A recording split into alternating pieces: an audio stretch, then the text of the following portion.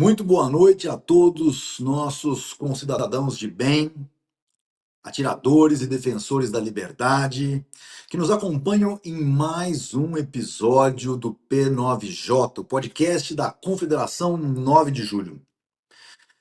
Nós carregamos no nome uma data que é símbolo máximo da resistência civil contra a tirania. Em 1932, o povo pegou em armas para defender a Constituição e a liberdade. Hoje, em 2026, a nossa batalha não é apenas física, é cultural, narrativa e documental. O Estado tenta a todo custo convencer o cidadão de que ele não precisa se defender, enquanto nos cerca com burocracias e desinformação. E para desmascarar essa engrenagem, recebemos hoje alguém que esteve no coração de Brasília, que conhece os bastidores do poder e, mais do que isso, que usa as lentes do cinema e a força da literatura para expor a verdade. Ele foi secretário nacional do audiovisual, é escritor, jornalista e um dos maiores documentaristas de nossa vertente hoje em dia. Ele está produzindo um documentário que promete ser o tiro de misericórdia nos argumentos desarmamentistas, que é o grande assunto da nossa noite. Seja muito bem-vindo ao P9J, Gustavo Lopes. Comigo, na bancada hoje, meus parceiros de luta, Rodrigo Duque Andrade e Aline Ártico.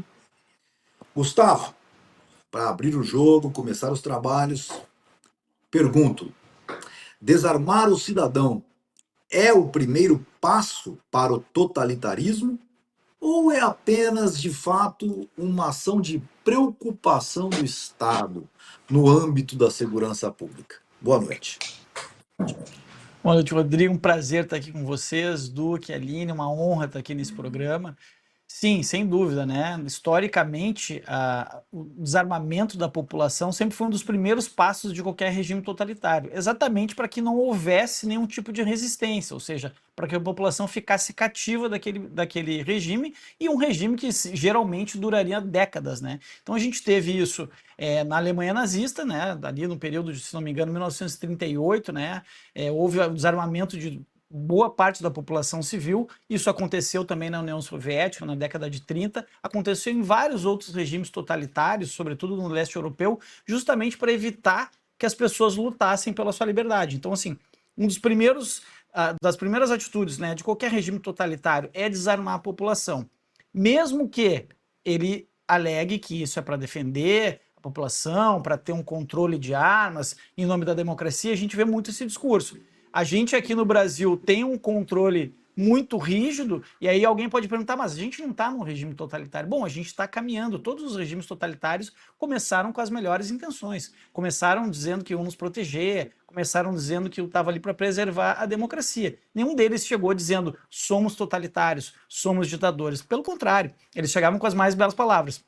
E aqui no Brasil não é diferente. A gente tem visto esse controle que é muito restritivo já há muito tempo, né? Começa lá com o Estatuto do Desarmamento, em 2005, quando a gente ganhou, mas não levou, né? A população, a imensa maioria da população brasileira, apesar, né, da pergunta estar invertida, entendeu, né, a importância de ter o direito de ter uma arma. Não era uma obrigação, é um direito, porque é legítima defesa, é capacidade de defender a si mesmo, defender a sua família, mas, né, isso veio sendo cada vez mais restrito ao longo do tempo. Durante o período ali do governo Bolsonaro, teve algumas flexibilidades, não resolveu o problema e agora, obviamente, voltou de novo a restrição. Então, assim, tudo isso é um caminho que os regimes totalitários usam, assim como a censura, né? Que andam lado a lado. É censurar a população, censurar opositores e desarmar a sociedade para que não possa haver nenhum tipo de resistência.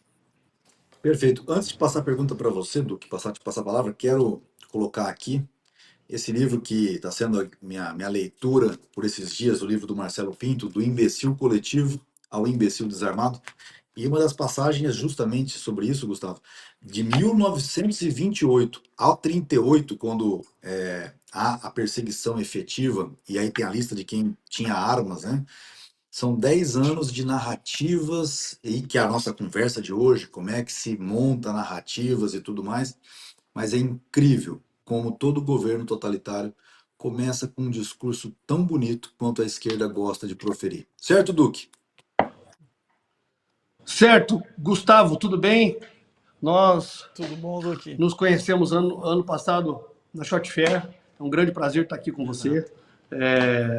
Você que já teve uma experiência muito concreta na sua passagem pelo governo Bolsonaro.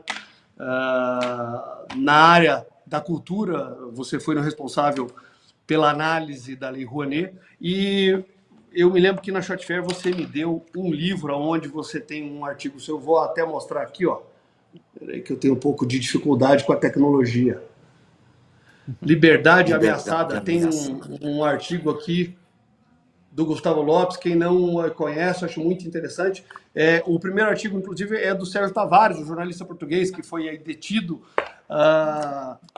antes de chegar na manifestação, a última que o Bolsonaro fez na Avenida Paulista. Ele ficou detido no aeroporto, né, pela Gestapo.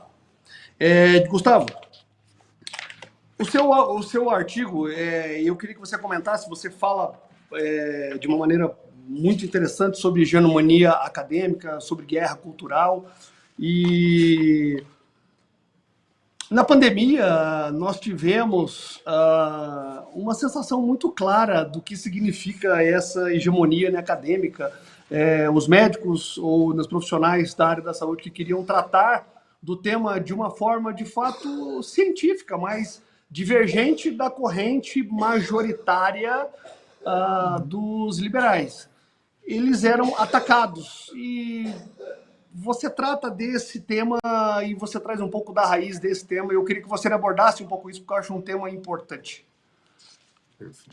Perfeito, Duque. De fato, né, a pandemia foi um laboratório, né, de engenharia social, assim, que as pessoas acabaram ficando escravas, né, sobretudo do medo, né, um medo que foi instigado na população mundial, não só aqui no Brasil, né, vai morrer todo mundo, era aquele desespero, era quase que uma obrigatoriedade tomar vacina, se tu andasse sem máscara, tu era considerado um louco, um ET, porque, meu Deus do céu, ele tá sem máscara, vai matar todo mundo. E depois ficou mais do que provado, né, que as máscaras não faziam o menor efeito, e não tinha o menor sentido. Essa é a questão. O bom senso foi deixado de lado. As pessoas eram bombardeadas diariamente com notícias falando o número de mortos, vai morrer todo mundo, e né, o nível de contágio, dizendo sempre, trazendo sempre pessoas, né, do universo acadêmico, obviamente alinhadas com aquele discurso. Então, assim, a gente viu biólogos, a gente viu professores de educação física,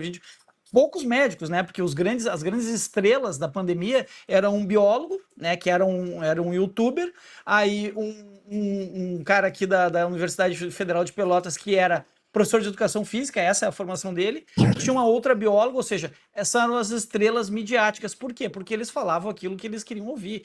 E tudo, né, esse uso da ciência para comprovar uma narrativa, além do fato de eles terem interditado o debate público, ou seja, médicos, especialistas, infectologistas, né, a gente passou pelo período da CPI lá, que inclusive eu coordenei no governo o media training, né, das pessoas que eram do nosso campo, que foram na CPI, eu fiz o treinamento com elas, na verdade eu aprendi muito com eles, e eram pessoas, assim, especialistas renomados, premiados mundialmente, e foram taxados de loucos, foram taxados de negacionistas, né, que era uma palavrinha que eles inventaram para dizer, ó, ele é contra a vacina, ele é contra a máscara, ele é um negacionista, ele é um genocida. Então tudo isso foi usado, né, porque a esquerda traz muito bem esses frames, né, essas palavras-chave, genocídio, negacionismo, que na verdade não existe, né? O genocídio quem perpetrou foi a esquerda ao longo dos séculos, ao longo dos anos, mas justamente para interditar o debate. Então as pessoas, a maioria dos médicos tinha medo até de falar, tinha medo até de receitar qualquer tipo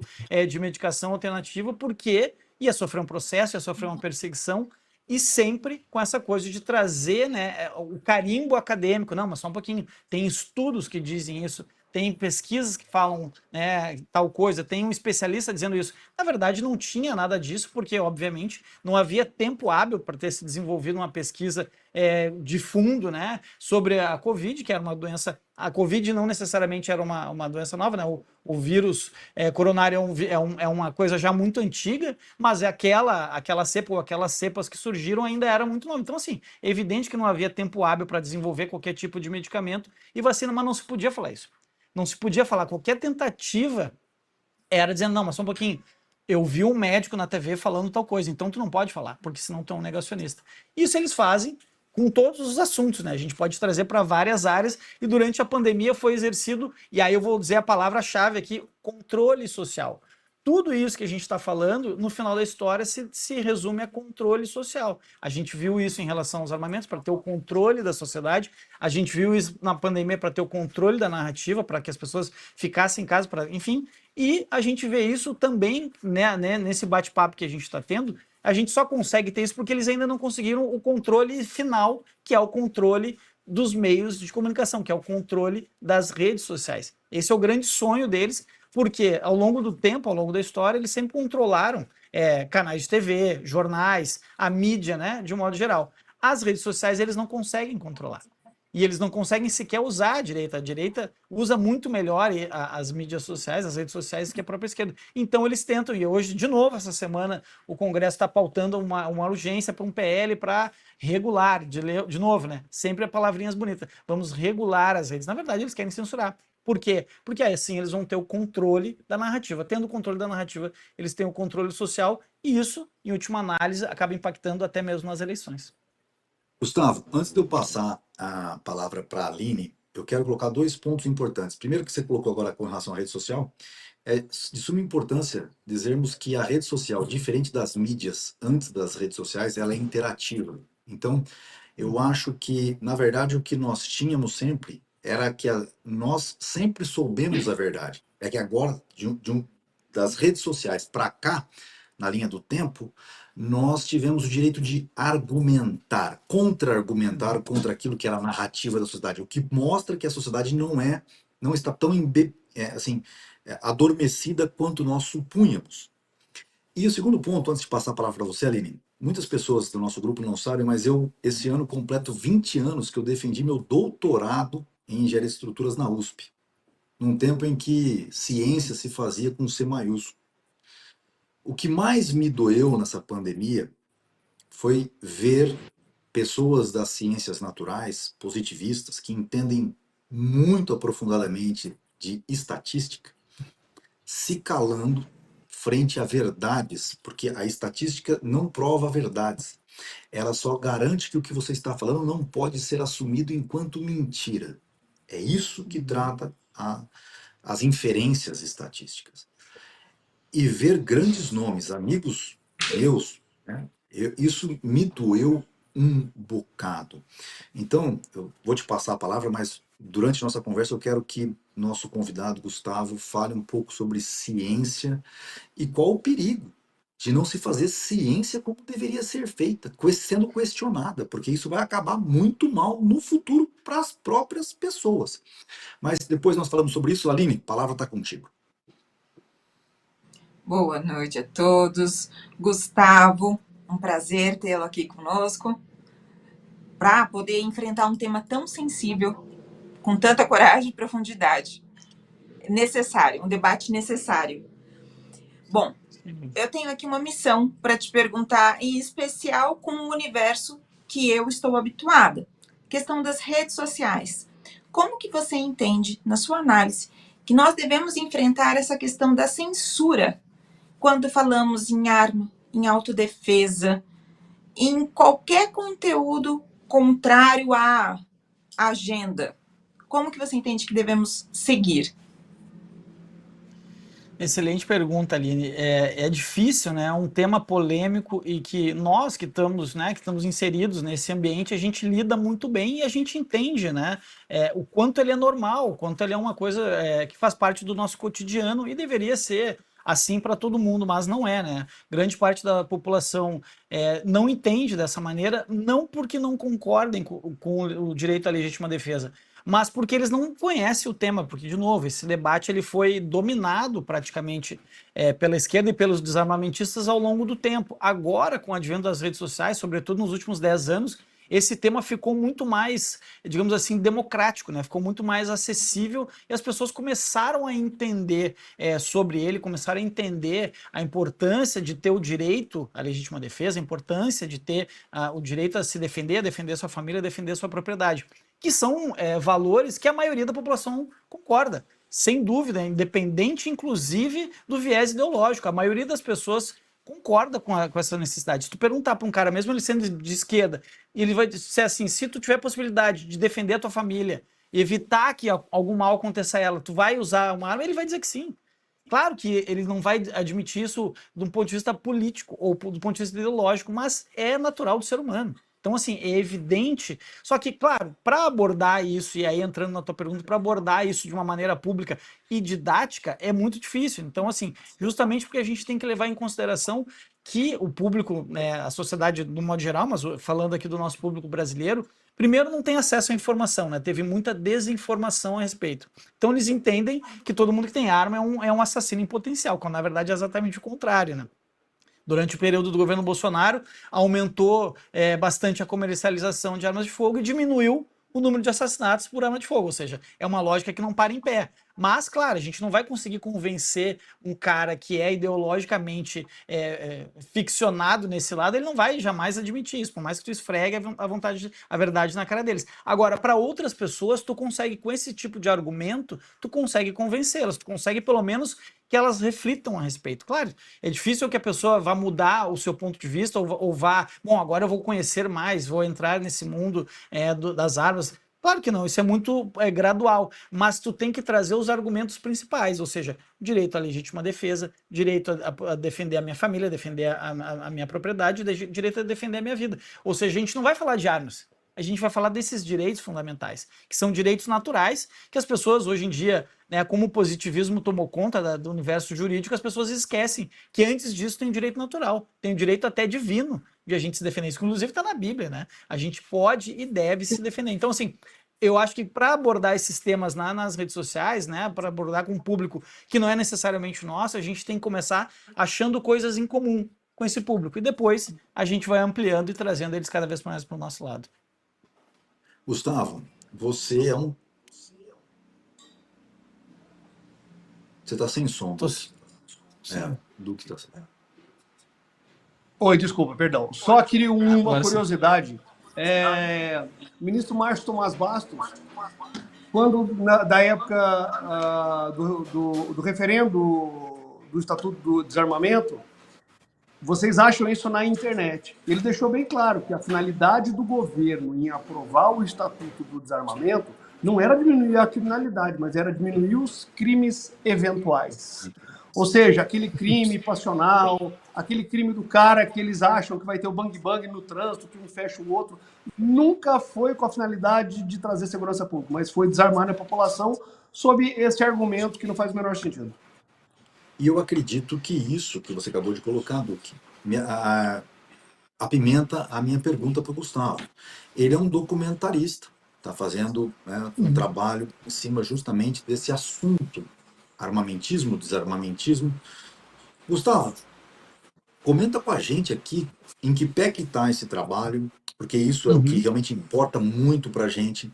Isso que o Duque colocou, né, dos crimes eventuais, que a pessoa sempre fala, mas o fulano, ao limpar a arma, causou um acidente, aquela coisa toda, sempre a mesma lenga-lenga. Ou seja, para cada um problema que eles colocam como a solução para a humanidade, eles criam uma infinitude de outros problemas, que problemas que acabam levando a gente para um caminho muito pior. Como é que está esse documentário? Se você pode adiantar um pouquinho para a gente.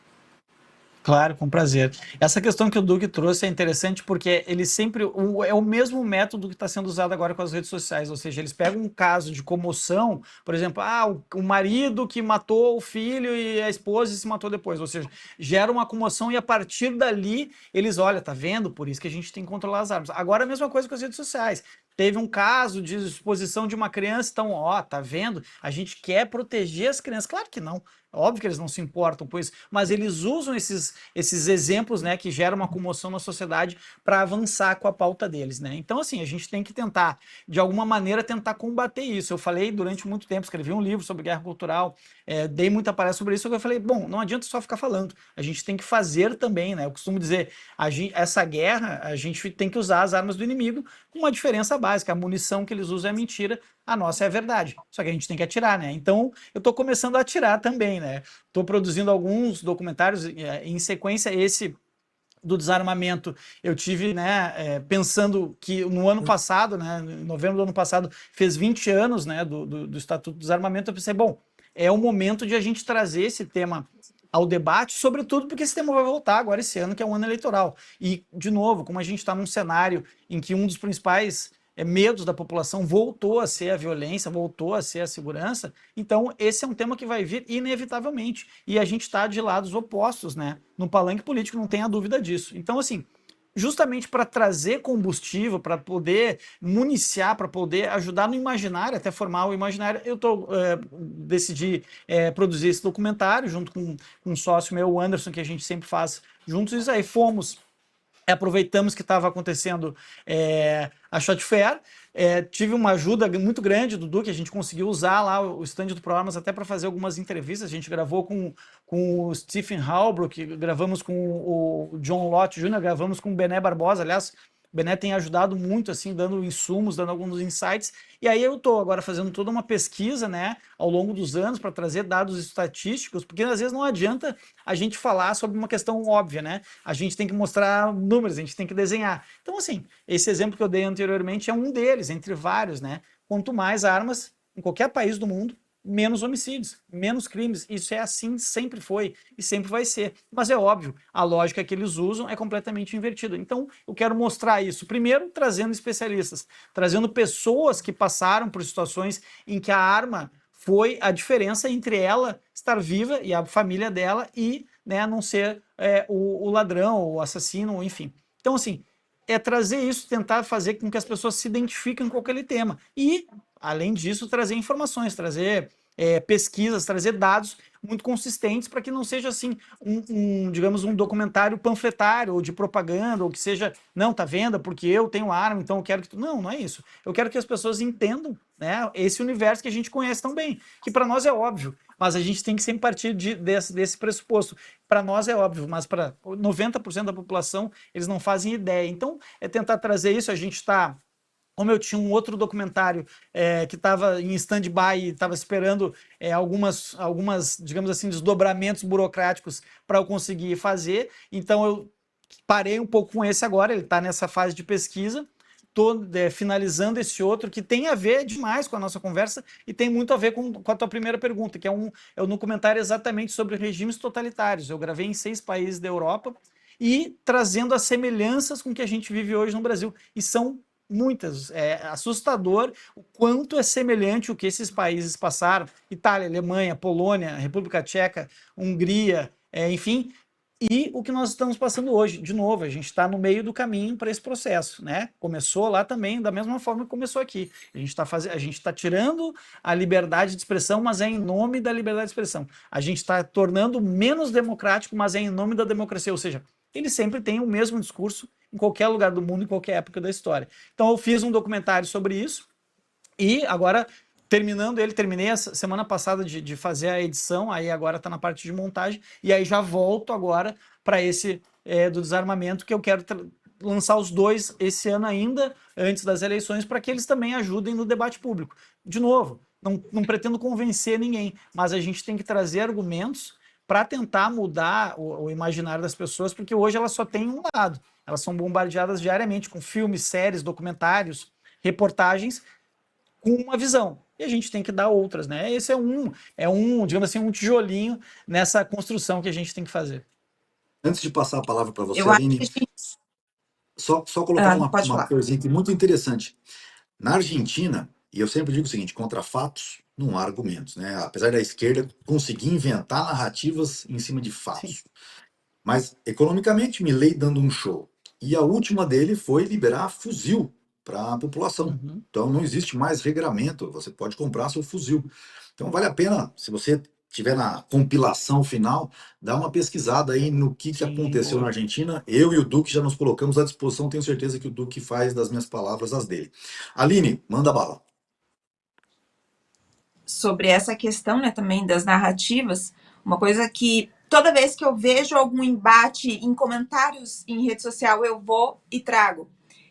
O site do governo, o DataSUS, Gov, ele tem Sim. as informações e a gente precisa dar um jeito de fazer isso chegar ao maior número de pessoas possíveis. Dr. Fabrício Rebelo, ele começou esse trabalho, né, há alguns anos, começou divulgando através do CEPEDS todos os infográficos dele, mostrando, desmistificando essa tabela e mostrando os assassinatos, os homicídios, tudo envolvendo arma de fogo, né? E a gente também precisa levar isso para a população, para eles pararem de acreditar em manchete. Porque o próprio governo, eles falam tanto que eles querem dados oficiais, eles não querem fake news, mas a gente tem dados oficiais do próprio governo que inventa matérias sensacionalistas dizendo totalmente o oposto. Né? A gente Perfeito. precisava dar um Essa é jeito uma, de expandir. essa é a grande dificuldade, né? Porque a gente tem acesso a esses dados, são dados chatos, né? A estatística é uma arte, né, Rodrigo? Mas ela é uma arte, assim, que ela precisa ser traduzida para as pessoas. O Rabelo faz isso, o Rabelo faz isso muito bem, só que a gente precisa tentar furar bolhas, né? Eu consumo muito o material dele, mas a gente precisa tentar trazer esses dados, essas estatísticas para o cotidiano das pessoas, né? E eu acho que esse ano é o ano para isso. Porque, de novo, como esse debate sobre violência ele explodiu muito fortemente, né, do ano passado para cá, é a principal. Eu tenho visto pesquisas, né, dos principais medos e preocupações do brasileiro. A violência está em primeiro lugar. E depois corrupção. Coisas que já estavam, obviamente, né, tinham sido deixadas de lado, agora voltaram, obviamente, é o PT no governo, é evidente que essas coisas vêm junto com eles. Então, tem que aproveitar digamos assim, que essa janela, né? A janela de Overton foi movida para esse tema e a gente tem que bater muito nisso. De novo, tem que tentar traduzir da melhor maneira, de uma maneira que seja palatável para as pessoas, que não assuste, né? Porque também as pessoas se assustam com isso, infelizmente, começa a falar, meu Deus, morte, assassinato. Não, mas tem que mostrar que cresceu de novo, né? Era um dado que tinha caído absurdamente o número de crimes por arma de fogo, apesar de ter subido o comércio, né? Isso para mim é um dos grandes argumentos. Só que a gente tem que tentar trazer isso de uma maneira, de novo, para chegar a mais pessoas e de uma maneira que elas consigam entender que aquilo faz parte do cotidiano delas. Não é porque eu tenho arma que eu quero que eles concordem comigo para eu poder ter minha arma, não. Isso diz respeito a todo mundo, inclusive numa sociedade onde existem mais pessoas portando e tendo posse de armas, tem menos crime. Então isso todo mundo ganha, a sociedade toda ganha, não é só quem tem a arma, né? Eu costumo Eu quero dizer, dar antes de até um passar a palavra para spoiler aqui, você, Duque, Rodrigo, se você me antes de passar a permite. palavra para você, Duque, só antes de passar a palavra para você, se não me engano, Pascal sempre dizia que a estatística é o opróbrio da matemática, né? É a parte ruim e feia, porque se você dá na mão de qualquer um, ela fala qualquer coisa. Por exemplo, 100% das pessoas que respiram o ar puro ou o ar intoxicado morrem. 100% das pessoas. Isso é estatístico. 100% das pessoas que respiram morrem. Então, respirar faz mal, com toda certeza. Porque 100% das pessoas um dia morrem e respiraram. Então, você pode assumir qualquer coisa dentro da estatística. E outra coisa que é importante, que eu sempre costumo discutir: ainda que quando você proíbe as armas ou libera as armas e você tem um aumento de assassinatos, por exemplo, de gente má matando gente boa, nós temos um problema que é de análise qualitativa que deve ser observada no final do dia. Porque o que importa é nós mantermos aquilo que o Gustavo colocou no começo, o direito natural. Isso é um ponto-chave, né? Então, eu quis colocar isso porque nós temos que, e eu acho que a parte mais importante de tudo que nós estamos dizendo aqui é como comunicar isso às massas, às pessoas, né? Porque nem todo mundo é um cientista. A maioria das pessoas não é. Então, eu acho que os documentários, muito bem elaborados, muito bem feitos, que eu imagino que seja o trabalho que você está desenvolvendo, Gustavo, E depois que o Duque perguntar, quero que você complemente sobre financiamento. Se a direita consegue juntar dinheiro, porque esse é um problema que nós vemos em todos os âmbitos, que a direita não financia a direita. Mas está com você a palavra, Duque. Eu vou dar um spoiler só, Rodrigo. É um assunto que nós internamente já estamos, né, ajustando, mas está embrionário ainda. Eu queria até convidar o Gustavo para nos auxiliar nessa formatação da linguagem, porque isso é muito importante. A nossa, uma das funções da Confederação 9 de Julho é fazer um contraponto com as entidades de esquerda, as entidades que produzem hoje materiais ligados, né, à violência em relação às drogas, à violência policial, sempre por aquele viés deles. Então, uma das nossas funções, uma das razões da nossa existência é essa, fazer esse contraponto. Então, a nossa ideia é que até o meio do ano a gente tenha o anuário da violência da Confederação 9 de Julho. Eu acho muito importante a gente levar, né, para as pessoas a realidade de fato em relação à violência, mas por um viés lógico, sem essa maluquice de que as armas matam. As armas não matam, as pessoas matam. Então, a gente quer muito, né, tratar disso. Então, queria já fazendo um convite para você nos auxiliar nisso. E a minha segunda pergunta seria essa também. Você foi do Ministério da Cultura, que na época não era ministério, era numa secretaria. Você tem muito conhecimento sobre financiamento público, Lei Rouanet. Queria que você tratasse um pouquinho disso. É a mesma pergunta do meu xará Andolfato. Essa foi uma das grandes brigas minhas lá dentro, Duque, porque, de novo, né, eu tinha um volume gigante ali de projetos para analisar. Obviamente, como nós tínhamos poucos, a nossa equipe era pequena, nossa, né? E aí é uma outra coisa que eu vou trazer aqui, que é uma polêmica, mas que eu só me dei conta depois que a gente saiu do governo. Por exemplo, a gente extinguiu, logo que nós chegamos, né? Eu estava na Casa Civil, a gente extinguiu 30 mil cargos comissionados. Todo mundo bateu palma, que lindo, que bom. Pois é. E aí a gente ficou na mão dos que estavam lá. A gente abriu mão Grande erro. de 30 mil Grande erro. soldados. Só que assim, as pessoas ainda não concordam com isso. Só que a gente não tem como fazer essa guerra contra um estamento burocrático que está dominado pelos caras há décadas se a gente não tiver pessoas. Então, assim, eu vi isso durante todo o governo, e aí durante o ano de 2022 que eu fui o secretário nacional, mas eu tinha uma equipe mínima que eu podia contar. Todo o resto do ministério eram pessoas com viés esquerdista, eram pessoas que eram contra nós. Então, assim, o que chegava para mim ali, eu tinha que fazer análise técnica. Por quê? Porque eu sabia que se eu deixasse na mão dos outros, da equipe, eles já iam dizer... Aliás, era o que acontecia. Tá aqui, secretário, eles mandavam um bloco de assinaturas no SEI, né, que é aquele sistema lá do governo, bilhões de reais em patrocínio, né, em financiamento. Olha, só assinar, secretário. Não, olha, como é que eu vou só assinar? Eu vou ler. Só que assim, eu tinha que ficava até tarde lá, pegava um por um, às vezes não conseguia olhar todos, né? Eu olhava, bom, já está tecnicamente ok, vou ter que dar meu parecer aqui favorável, mas eu pegava os maiores, né? E aí começava a olhar com lupa. Não tinha nada que fosse o nosso lá. E quando eu digo nada, é nada mesmo, não é? Quando eu falei que 90% tinha um viés de esquerda, era um propaganda esquerdista, literalmente, que nós estávamos pagando. Os outros 10% não eram de direita também, eram neutros.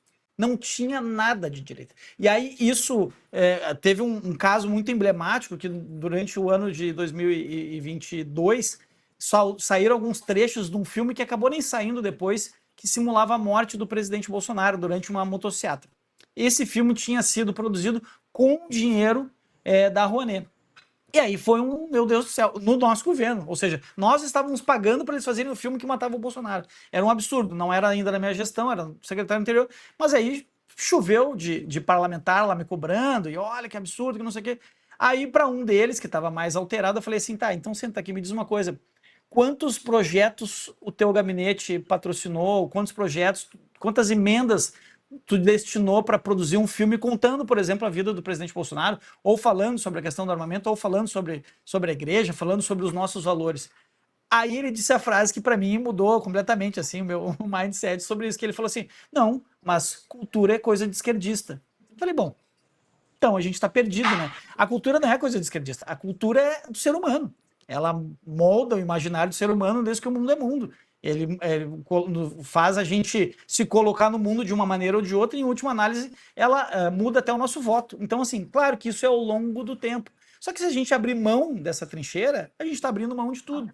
Inclusive eu uso na frase do meu livro aqui, ó, o Guerra Cultural, tem uma frase do Andrew Breitbart que ele diz assim: a política está rio abaixo da cultura. Se nós quisermos mudar a política, antes nós temos que mudar a cultura. Então, assim, a gente tem que fazer isso que a gente está fazendo aqui, a gente tem que trazer cada vez mais conteúdo, a gente tem que produzir, porque é isso que vai mudar ao longo do tempo. O problema é que a direita tem muita pressa, né? A direita pensa em ciclos eleitorais. Agora, em 2026, vamos eleger 50 senadores, vamos botar o Flávio e vai dar tudo certo. Não, não vai. Não vai dar tudo certo. A esquerda, de outro lado, eles não pensam em ciclos eleitorais, eles pensam em ciclos geracionais. Eles não têm pressa. Lembra que o Lula tinha um vídeo dele muito famoso, ele dizendo assim: daqui a 40 anos nós vamos construir o socialismo que a gente quer para o Brasil. Nós vamos dominar tudo. Pois é, esse vídeo tem 40 anos. É isso. Leva tempo, dá trabalho, só que a gente tem que fazer. Então, assim, financiamento, aí voltando, dei uma viajada aqui, mas voltando sobre a questão do financiamento. O financiamento público, Rouanet, leis de incentivo, Paulo Gustavo, a própria Ancine, que liberou milhões agora para aquele filme do Wagner Moura, eles são para todo mundo. Se tu fizer um projeto, ele tiver, claro que eles usam a máquina como a gente não usou, mas passa, tem muita coisa que passa. Agora, o que a direita não tem, e eles têm muito forte, é o financiamento por meio dos empresários. E isso, assim, eles têm bancos, eles têm empresas grandes que patrocinam as obras, e a direita não tem. Os empresários de direita não têm essa, não sei se essa visão, ou também não tem vontade, ou sei lá, o que eles pensam, porque isso também acaba refletindo na sociedade na qual eles vivem, na qual eles produzem, na qual eles empreendem. Então eles deveriam, eu bati na porta de muita gente para conseguir financiar esses documentários, não consegui dinheiro nenhum. Então, assim, eu consegui de outras maneiras financiar e tentar depois comercializar para ter algum tipo de retorno. Também a gente tem que ter isso para fazer outros, né? E agora, isso é um recado que eu deixo, assim, a direita, os empresários de direita não fazem absolutamente nada pela cultura no Brasil para nós, do nosso ponto de vista, das nossas narrativas. Deveria ser meio óbvio, né? Por exemplo, eu estou fazendo um documentário sobre desarmamento, as empresas que trabalham com isso deveriam dizer: não, Gustavo, apareça um pouquinho, nós vamos te ajudar, porque é de interesse deles. Não fazem. Então, assim, esse é um desafio que a gente tem de mudar talvez a cabeça dos empresários e também das pessoas que querem produzir, dizer assim: ó, bate na porta do ministério, porque o dinheiro que está lá, que é nosso, que é do pagador de impostos, ele está disponível para todo mundo. Só que os caras fazem isso há muito tempo, então eles sabem fazer. Eu, na época, eu ajudava as pessoas, eu dizia: não, tá aqui um tutorial, faço se o teu projeto tiver ok, porque eu também não facilitava para ninguém. Nunca chegou nenhum projeto para mim lá poder aprovar, infelizmente. E aqui vem o meu ponto de interferência, que eu acho que é o grande ponto que eu tinha guardado para o grande final, mas vou fazer agora porque foi a deixa. 3 pontos me chamaram a atenção nessa sua fala, Gustavo. Primeiro, logo no comecinho você deixou claro que nós erramos quando quisemos mostrar uma eficiência econômica antes de formarmos uma concepção geral da máquina Perfeito. pública. E eu vejo aqui na minha cidade, Araçatuba, né, os vereadores, que é a primeira vez que nós temos uma Câmara de Vereadores legitimamente de direita, por assim dizer, é a primeira vez, mas ninguém contratou. Então, estamos sendo extremamente eficientes. Vão passar e vão embora e não vão ter efetivamente aprendido nada. Nós já conversamos sobre isso, Duque. Segundo ponto é: por que nós não conseguimos buscar os financiamentos em Brasília? E eu vou dar um exemplo de dificuldade nossa, das associações 9 de julho, que conformam as confederações. Nós não sabemos como transformar nossas associações em OCIPs. E como fazer com que os projetos busquem as verbas de COFINS, que a gente poderia pegar para financiar eventos e algumas coisas nossas, nós não sabemos. Então, eu acredito que uma das coisas que nós precisamos, assim, no curto prazo, até porque temos aí uma próxima janela que pode ser que a direita volte ao poder, e no voltar, 2 coisas são importantes. Nós temos que aparelhar a máquina. Esquece esse romantismo de se a direita não fazemos o que a esquerda fez de operacionalmente correto. Vamos repetir o que eles fizeram de correto operacionalmente. E por fim, treinamento. Precisamos divulgar como se faz projetos para buscar dinheiro nos ministérios dos esportes, da cultura e nos demais ministérios, porque sem isso nós vamos apanhar da esquerda até o final da batalha. Você concorda comigo? Exatamente. Perfeitamente. Essa questão dos cargos, assim, era uma questão, né, que a gente ia falar, vamos acabar o cabidão de emprego. Na verdade, depois que a gente entra, o gigantismo que é o governo federal, que é o executivo brasileiro, a gente era minoria. Dentro do governo Bolsonaro, os bolsonaristas eram minoria. Por quê? Porque o burocrata tomava conta, o cara, não, ele é técnico, deixa o fulaninho tocar. Cara, isso eu ouvia o tempo inteiro. Pior coisa, nós temos que ter os nossos técnicos. A gente não vai pegar um burocrata e transformar ele num conservador. A gente tem que pegar o conservador e ensinar ele a usar a máquina pública.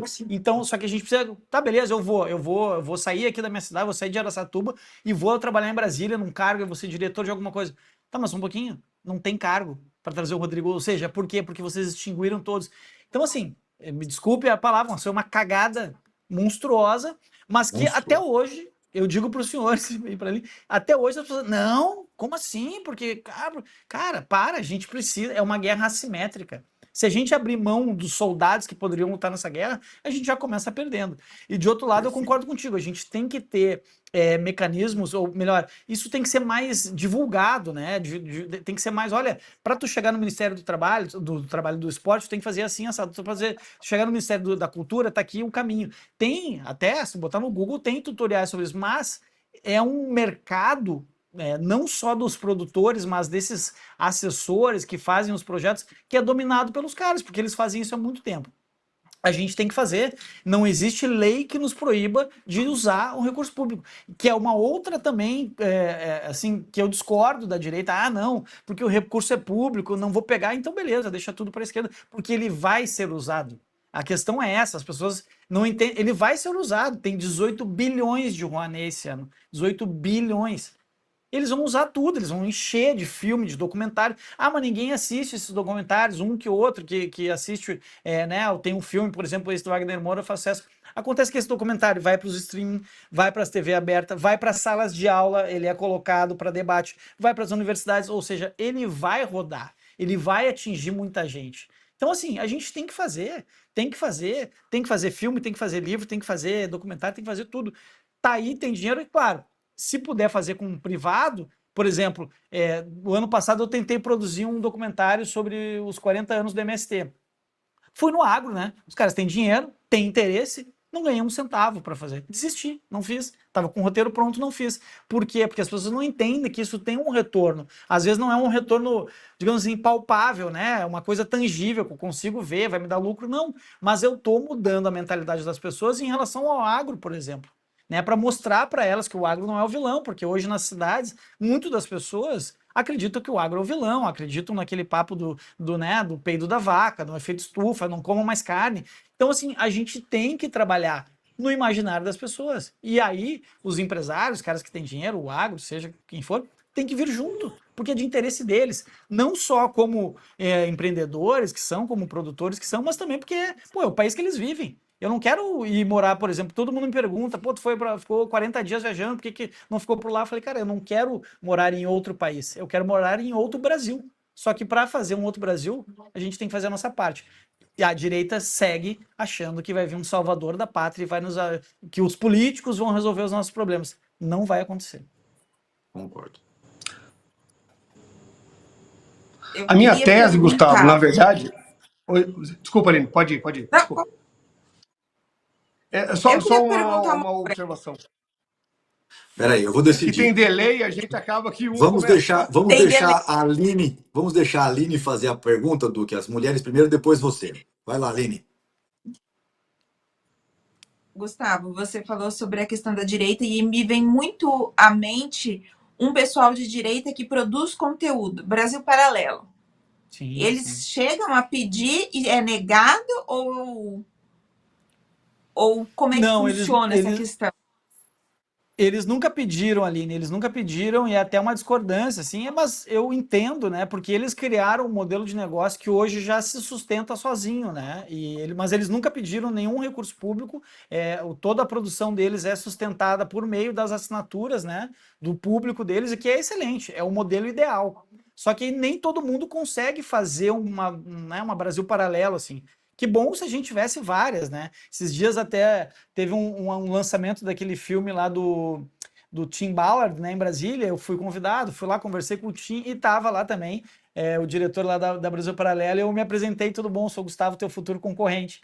Claro, eu estou começando, né? Eu estou produzindo quase que sozinho, a minha equipe é de 3 pessoas, mas essa é a mentalidade, né? A gente tem que começar de alguma maneira. Eles têm já um projeto que eles tiveram um capital inicial ali, um aporte inicial muito grande e conseguiram desenvolver uma plataforma que hoje ela se sustenta sozinha, que é o mundo ideal, né? É o mundo ideal, não precisar pedir, nem esperar patrocínio do privado e nem esperar dinheiro do público, ou seja, é o teu próprio cliente, é o teu próprio público que banca a tua operação. Esse é o mundo ideal, mas eles de fato nunca pediram. Eu até discordava em alguns pontos, né? Porque dizer, pô, eles tinham um discurso tão forte que acabava desestimulando muitas pessoas a pedir, pô, os caras não pedem, os caras estão dizendo que não pode. O próprio presidente Bolsonaro falou muitas vezes, não tem que pedir, não tem que dar dinheiro público, o que eu discordo, falei dentro do governo isso, por isso que eu tenho total tranquilidade para falar.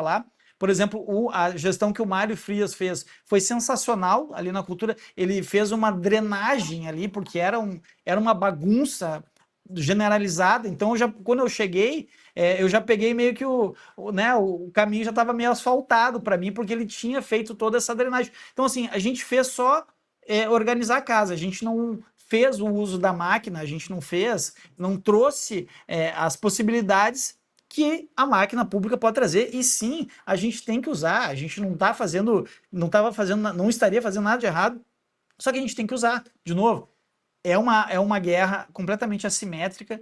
O inimigo usa a mentira como munição, a gente tem a verdade, só que a gente não atira. Então, assim, a gente tem que usar. Tem dinheiro público, tá dentro da lei, o teu projeto tá ok tecnicamente, vai para cima, vai fazer. Todo mundo tem que fazer, todo mundo tem acesso a isso. Claro que para nós vai ser mais difícil, porque eles estão lá encastelados. Mas, como bem colocou o Rodrigo, vai ter uma janela de novo aí, a gente vai voltar e aí tem que usar e abusar desses recursos dentro da lei, de maneira técnica, de maneira correta, obviamente, mas tem que usar, tem que perder esses pudores de não, o dinheiro público, o dinheiro é nosso. Se nós não usarmos, a esquerda certamente vai usar e agradece.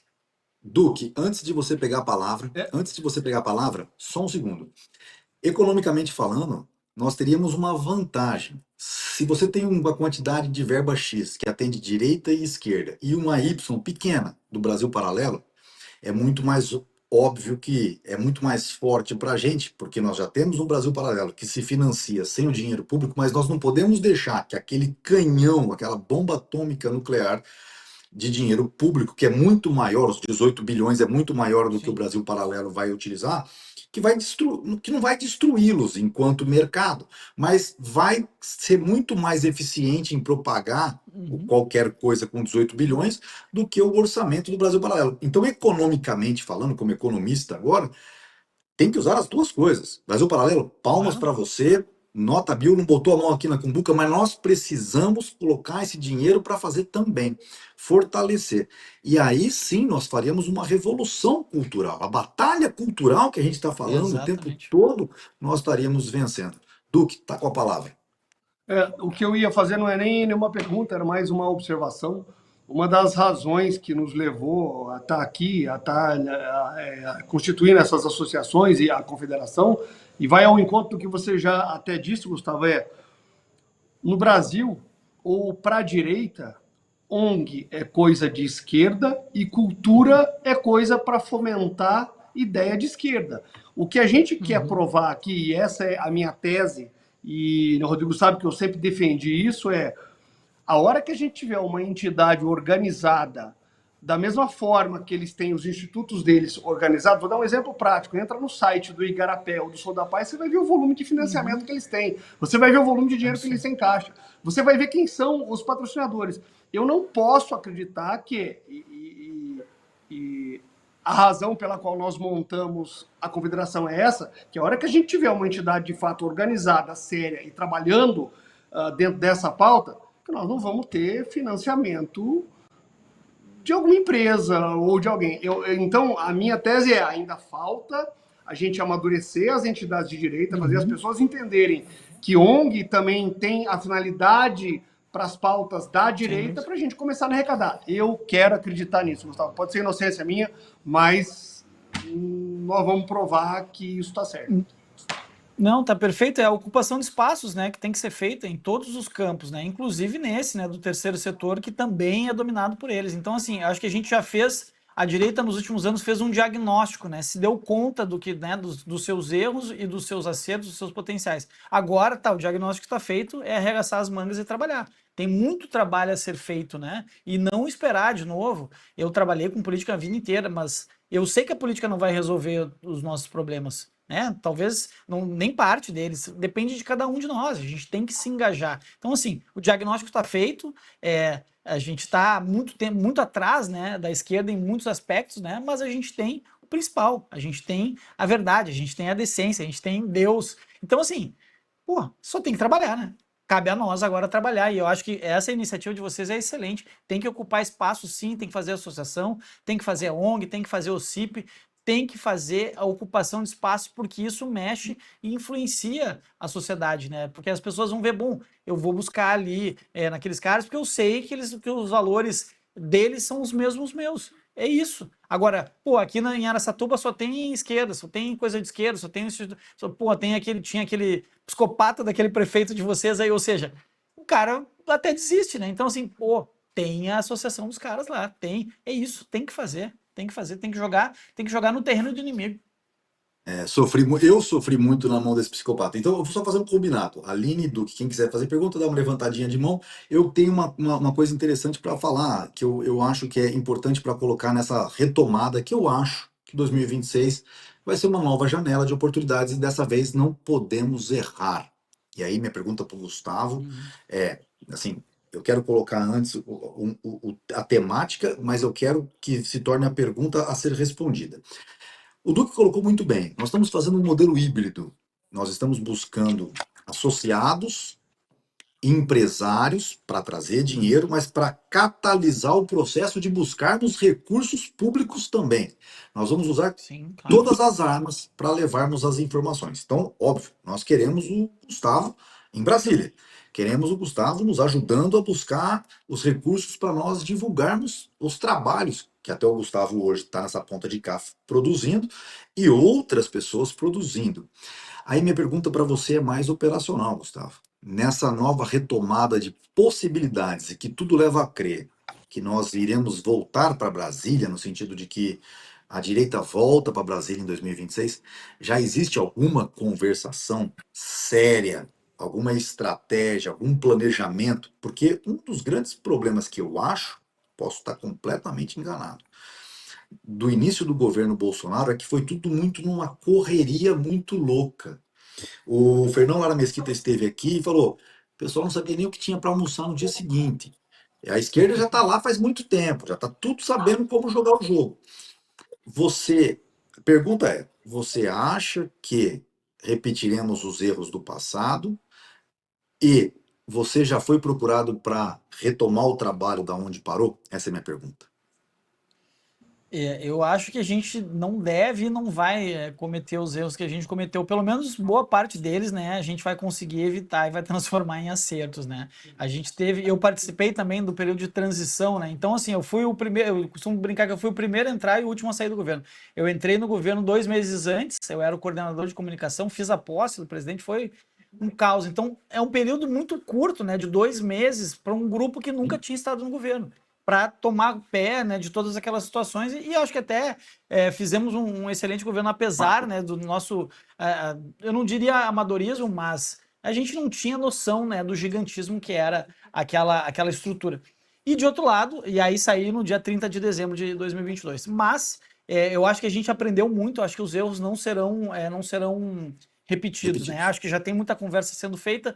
Agora, o Flávio passou um bom tempo no exterior aí, né? Também conversando, mostrando para o mundo, para a comunidade internacional, que é um cara preparado, que é um cara que vai trazer segurança jurídica, né?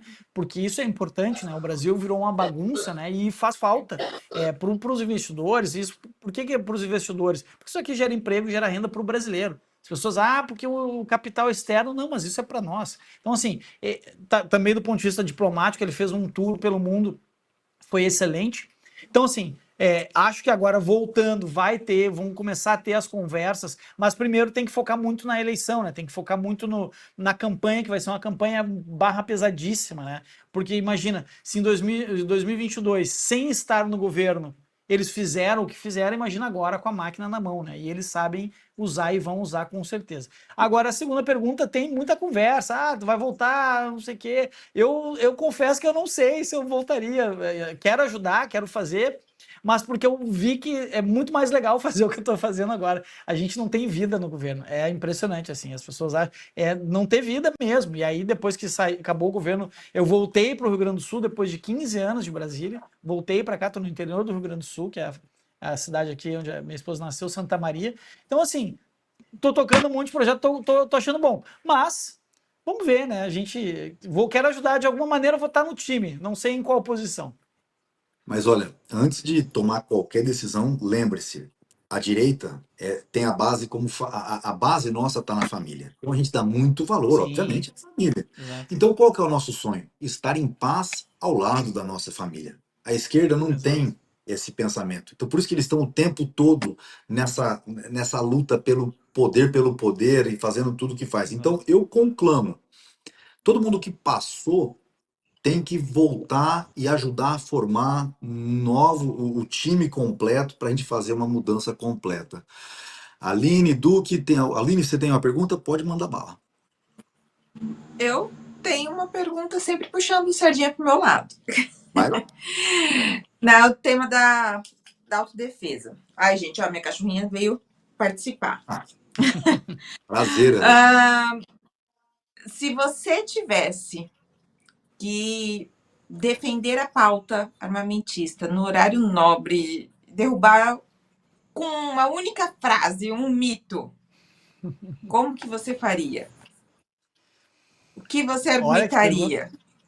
que pergunta boa, difícil, mas eu acho que, não sei a frase, teria que pensar, mas o argumento seria nessa linha, de mostrar que a arma, como disse já o Rodrigo, a arma não mata, né? Quem mata são as pessoas, e a arma na mão do cidadão de bem, ela é a proteção para que o cidadão de mal não impere, para que o mal não impere na sociedade. Então, tentaria trazer para essa realidade das pessoas, porque isso afeta todo mundo, a violência afeta todo mundo. Então, dizendo, olha, claro que se a gente, de novo, se a gente vai entrar na questão estatística, a gente sempre vai ganhar os debates, mas a gente tem que ir pelo emocional, porque é o emocional que pega as pessoas. Então, eu acho que eu faria isso, assim, a tua vida da tua família vale mais do que a do criminoso.